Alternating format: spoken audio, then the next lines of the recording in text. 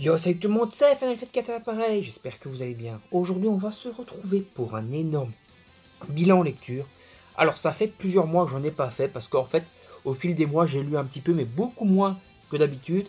Et donc, du coup, j'ai décidé de tout condenser ici, et donc je vais vous présenter en tout à peu près 130 tomes de lecture au fil de ces derniers mois. Ça fait pas mal de mois que vous avez donc plus de bilan lecture. Ici, on va donc parler un peu de tout ce que j'ai lu pendant cette période-là, dans cette vidéo qui va donc être assez conséquente, en tout cas en termes de manga. Je pense qu'en termes de durée, ça va aller, parce qu'il y a des séries que j'ai lues en entier, et donc ça va être un peu plus rapide pour présenter. Mais avant tout, place au générique.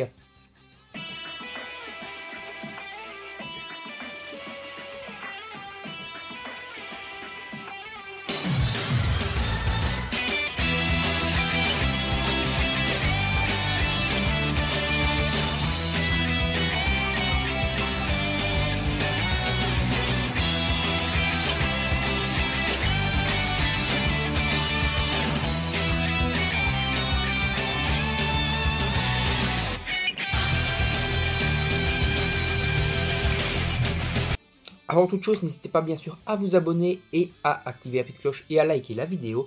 Et si vous le souhaitez, il y a le concours dans la description où vous pouvez gagner jusqu'à 40 € de manga ou de jeux vidéo. N'hésitez pas à aller faire un tour sur le concours si vous le souhaitez. Trêve de blabla, on va commencer directement par une grosse série. Je vous la montre ici, on la voit comme ça, donc c'est Bitoum. Donc Bitoum du tome 1 à 26 en comptant les deux fins, donc il y a en tout 27 tomes, donc il y a la fin Dark et la fin Lumière. Donc voilà, Bitoum, c'est un manga que j'avais déjà parlé il y a de cela plusieurs années sur la chaîne. Et il y a également un animé qui adapte à peu près les 8-9 premiers tomes de la série, alors qu'ici on en a quand même 26, donc l'animé va pas très loin, il fait que 13 épisodes. Il était disponible sur Netflix à une époque, je sais pas s'il est encore, mais je pense que oui. Donc voilà, si vous voulez faire un tour sur l'animé, c'est plutôt sympa, il y a des bonnes animations.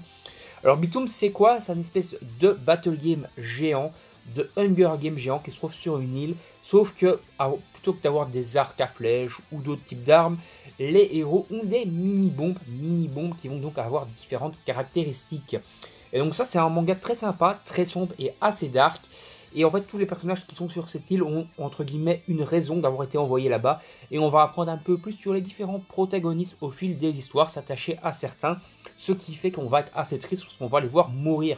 Puisqu'il s'agit quand même d'un Hunger Game, d'un Battle Game géant, où donc beaucoup de protagonistes vont crever. Donc voilà, je vais vous montrer sur le tome 1, pour pas que ça spoil trop, c'est que le premier tome, quelques petites images. Voilà. On a un peu de cul également dedans, mais c'est assez rare. On va dire qu'ils n'ont pas trop le temps de faire des galipettes, hein, vu qu'ils sont quand même menacés H24 sur cette île. Et donc voilà, c'est assez sombre. Le héros principal, on va en apprendre beaucoup sur lui. Et on va finalement s'attacher à lui, on va le trouver quand même assez charismatique, alors qu'au début on aura un peu l'impression, on va un peu le considérer comme une grosse merde au début, voilà. On va se dire c'est quoi ce héros de merde, et plus on va avancer dans l'histoire, plus on va s'attacher à lui, et ça va être plutôt sympa, et on va prendre plus son caractère va également se transformer, parce qu'on va dire son caractère c'est un peu un caractère de bâtard au début, et après il va vraiment se transformer après tout ce qu'il va en prendre dans sa gueule, dans ce manga. Et ça c'est cool, il y a des histoires d'amour, il y a franchement de tout dans le manga est très bien foutu.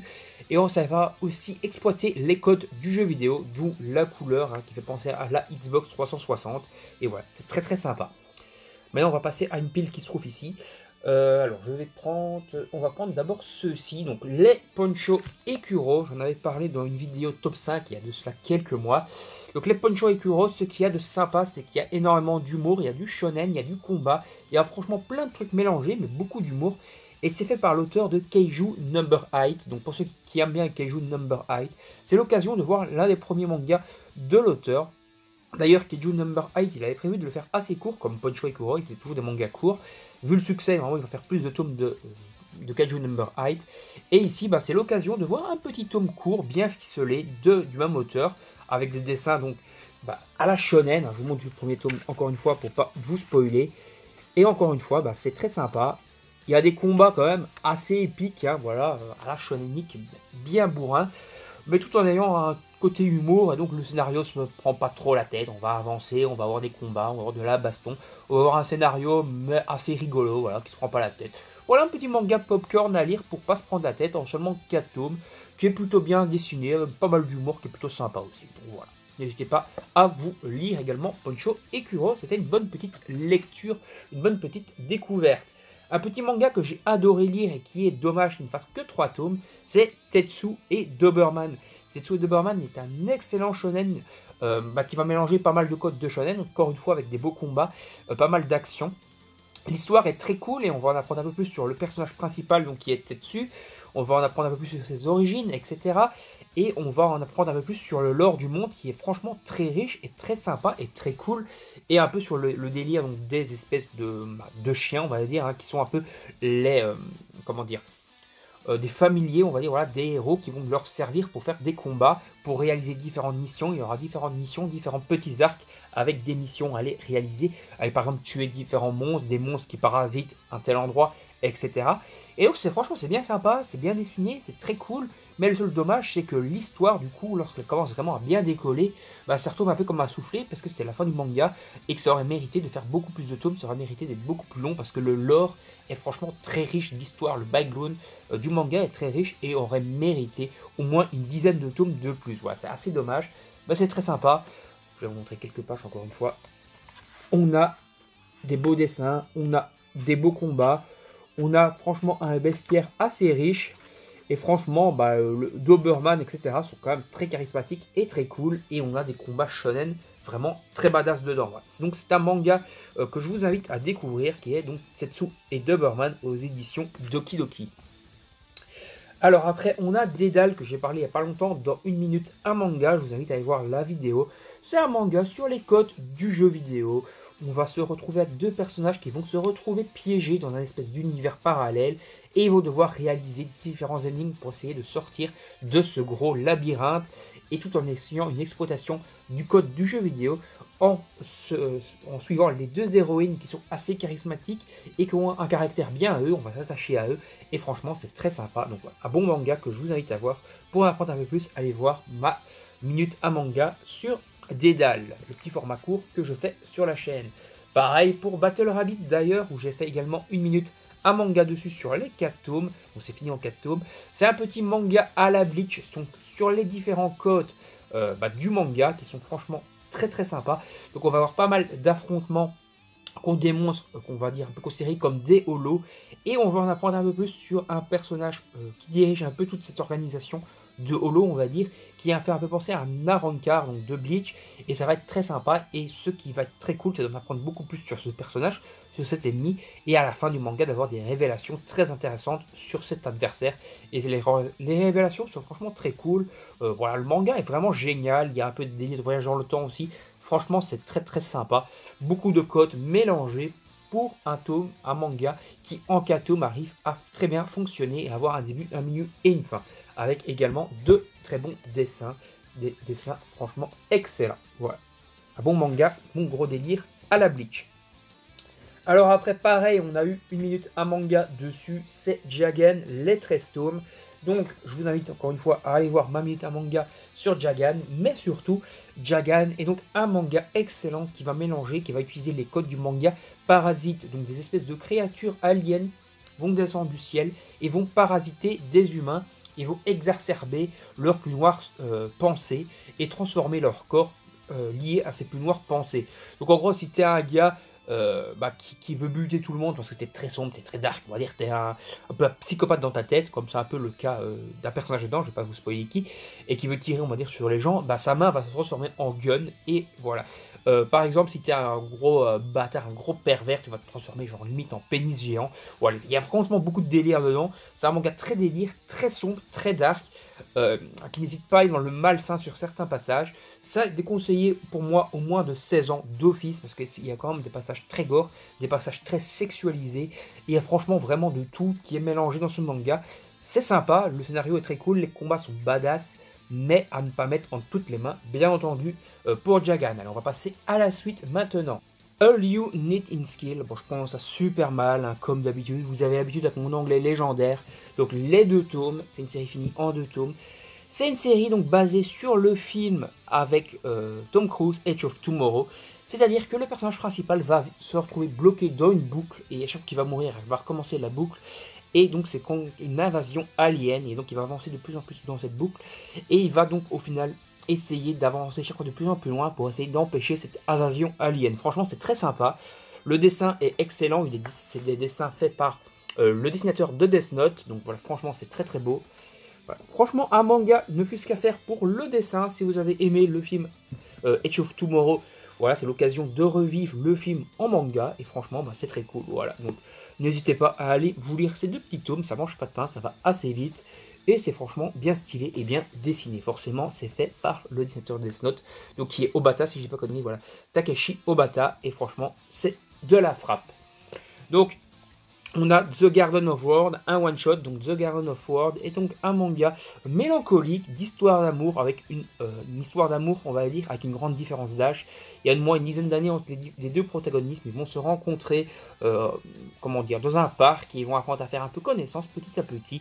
Et franchement, voilà, c'est une histoire d'amour assez sympa. Bon, il y a pas mal de trucs sombres dedans, c'est assez mélancolique, mais voilà, franchement, c'est bien cool, c'est une bonne lecture, une bonne découverte. Petite, hop, page pour vous montrer un petit peu de quoi il en retourne. C'est du shonen, mais avec une grosse touche de shoujo quand même dedans. Voilà. Donc c'est un mélange, on va dire, dessin entre le shoujo et le shonen, mais franchement c'est bien sympa. Et voilà, n'hésitez pas à aller lire ça aux éditions Kazé si vous voulez une petite dose de mélancolie. Un manga donc que j'ai fait également en 1 minute, un manga, il s'agit de Lux Taylor. Lux Taylor, j'ai les 8 premiers tomes, malheureusement il me manque le 9 et le 10 qui sont super chauds à trouver. Je crois que le 9 et le 10... les 2 tomes en tout cas ensemble, il faut compter plus de 200 balles pour les avoir, donc c'est super chaud. Et voilà, j'ai pas trop envie de mettre 200 balles pour 2 tomes, donc j'espère les trouver, les chiner une fois quelque part à un bon prix, on verra. En tout cas, Lux Taylor, les 8 premiers tomes, donc j'ai fait 1 minute à manga dessus, était déjà une bonne découverte. Donc déjà au niveau du dessin, c'est bien sympa, c'est bien stylé, ça va mélanger des codes du manga Furio et du manga, on va dire, un peu plus mélancolique. Donc on va avoir un manga tranche de vie mélangé avec du manga Furio, tout en ayant donc un manga un peu de super-héros, parce que le personnage principal aura le pouvoir de voler la chance des autres.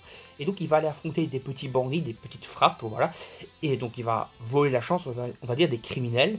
Et puis il va rediriger cette chance vers sa propre fille qui est malade. Voilà. Donc en gros il va utiliser son pouvoir de voler la chance des criminels, en tout cas il va voler ça aux criminels, pour la rediriger vers sa fille, pour la guérir. Voilà, c'est très sympa.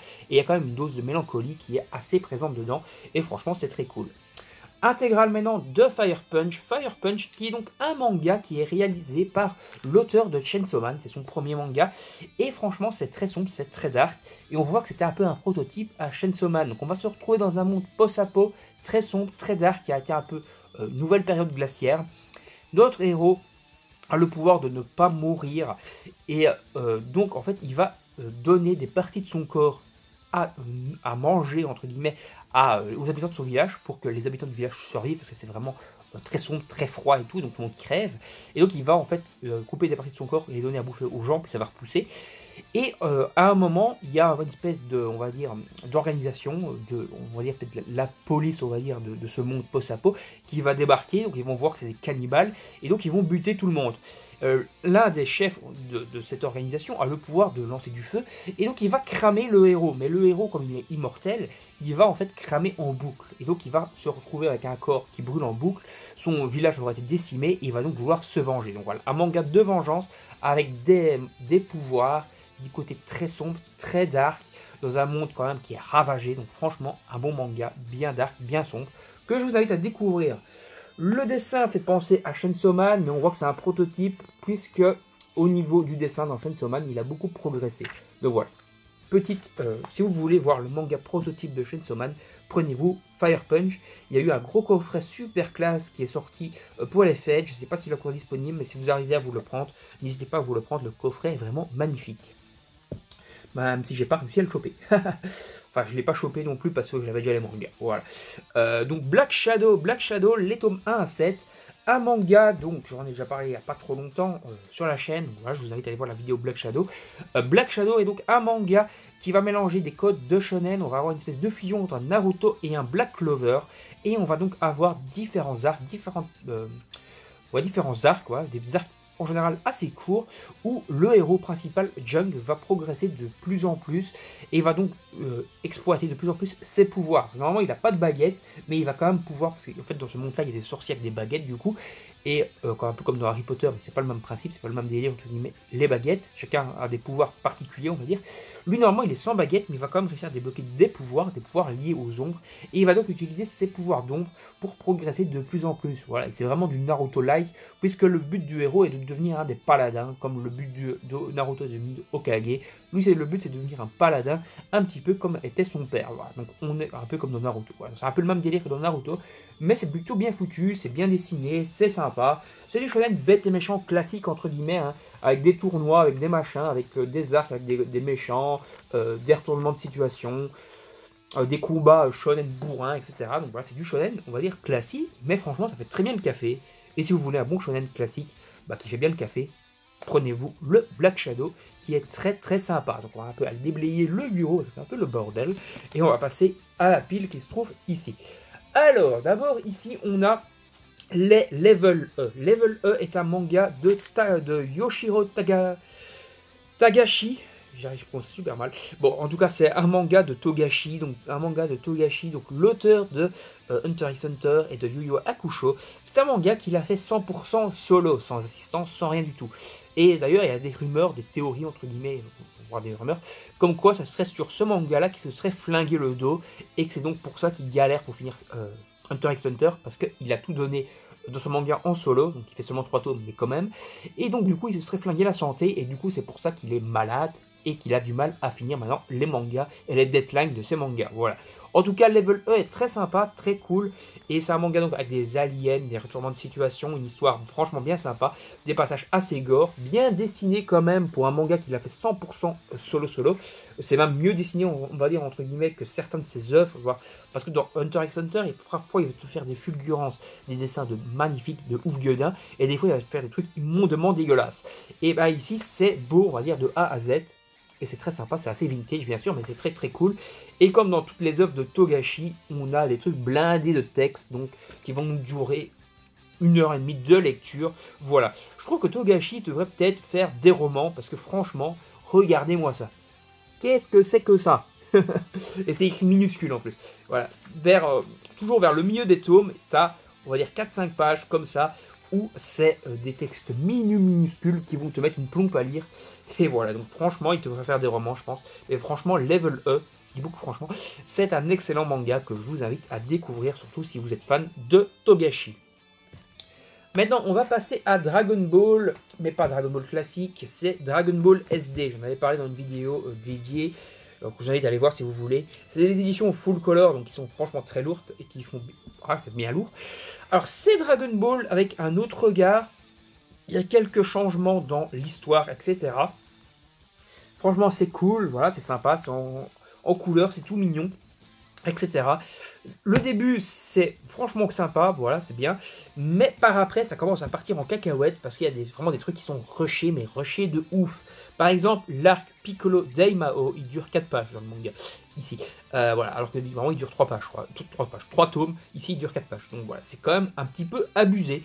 On va dire qu'il y a vraiment des trucs très sympas dedans qui nous permettent de revivre un peu des moments cultes de l'histoire de façon différente.